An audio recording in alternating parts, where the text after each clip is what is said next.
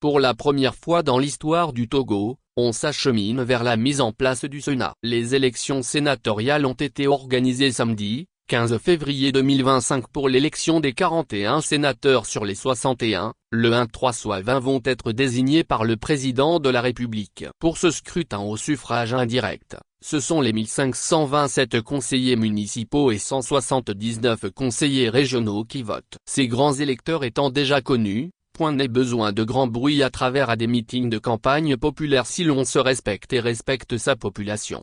Encore que les principaux partis de l'opposition qui ont quelques conseillers municipaux et régionaux ont décidé de ne pas participer à ce scrutin. Curieusement, pour les 2 semaines de campagne électorale, le parti au pouvoir a organisé de tournées et grands meetings populaires à travers le pays à grands frais.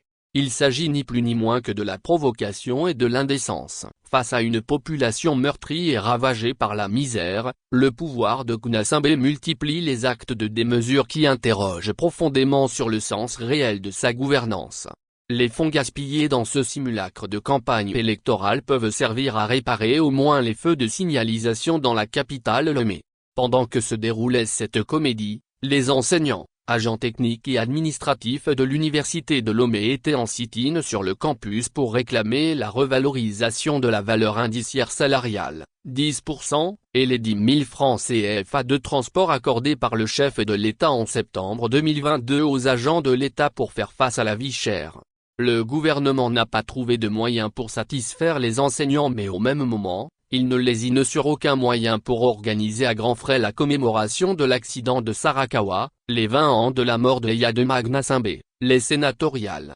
Dans tous les pays sérieux d'Afrique, le Sénat est suspendu puisqu'inutile et budgétivore. Et c'est ce moment choisi par le Togo qui a recours chaque mois aux emprunts obligataires sur le marché régional pour satisfaire les fonctionnaires, pour installer cette institution de plus pour inaugurer les chrysanthèmes.